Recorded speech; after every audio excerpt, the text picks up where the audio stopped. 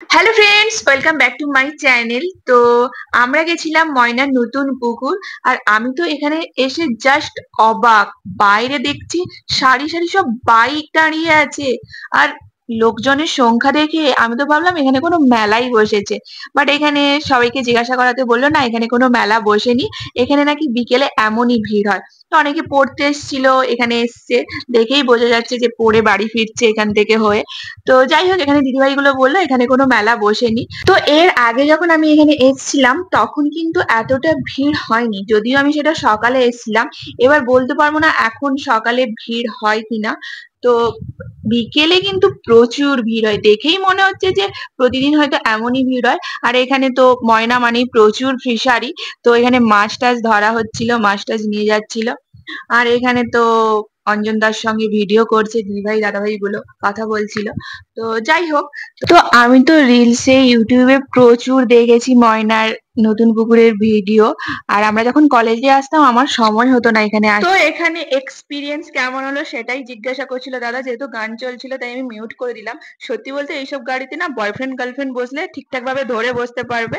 আর না হলে এই মানে আমার মতো বসলে হাত ব্যথা হয়ে যাবে সিরিয়াস। আর হ্যাঁ, পড়েও কিন্তু যেতে পারো। আমি তো কোনো রকম পড়তে পড়তে বেঁচে গেছিলাম, হাতটা ওইভাবে বসেছিলাম তো, তার জন্য একটাই ভয় লাগছিল যদি পড়ে যাই। তাও অত দূরে বসেছিলাম, হাতটাকে একদম স্ট্রেট ভাবে রেখেছিলাম, কোনো রকমে বেঁচে গেছি। মানে বসছিলাম আমার অতক্ষণ স্ট্রেট ভাবে হাতটাকে রেখেছিলাম তো ভীষণ ব্যথা করছিল।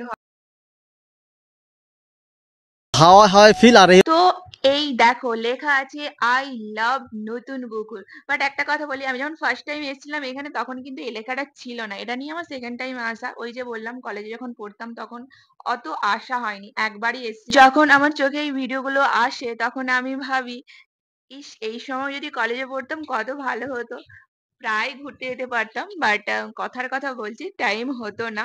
তো এই সময় দেখো না, আমার একদমই টাইম হচ্ছিল না। ভিডিও কতদিন আগে ভিডিও করতে গেছিলাম আর এই আমার টাইম হলো এডিটিং করা। গোলাপি নয় রে, পিঙ্ক পিঙ্ক মুন, সেটা পিঙ্ক মুন। এটা আবার 18 বছর পর দেখা যাবে। তো ম্যাডামের সঙ্গে দেখা করে কিন্তু খুব ভালো লাগলো, অনেকদিন পর দেখা হলো। আমরা সেই দেখা হয়েছিল একবার ভিডিও শুট করতে গেছিলাম। এটা আমাদের সেকেন্ড টাইম। ম্যাডাম কিন্তু খুব ভালো মনের মানুষ। Thank you. আসলে সামনে আমার এতগুলো এক্সাম ছিল না, মানে সেই এডিটিং করার মতো টাইম হচ্ছিল না। আর ভীষণ টেনশন হচ্ছিল।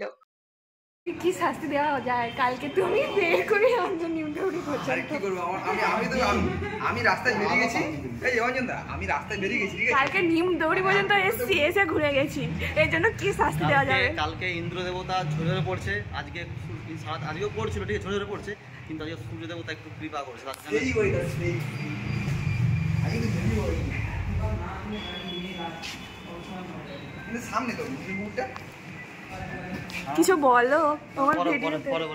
তো তো এখানে বাইকের শুটের জন্য সেটআপ রেডি করা হচ্ছে, সবকিছু ঠিকঠাক আছে কিনা এইসব ঠিকঠাক করা এখন চলছিল। তো এখন তো লং ভিডিও তেমন আপলোড করি না, তাই সেভাবে কোনো লং ভিডিওর জন্য ক্লিপ নেওয়া নেই। তাই যেটুকুই নেওয়া ছিল সেটাই তোমাদের সাথে শেয়ার করলাম। আর তোমাদের কেমন লাগলো অবশ্যই কমেন্ট করে জানাবে। Bye bye.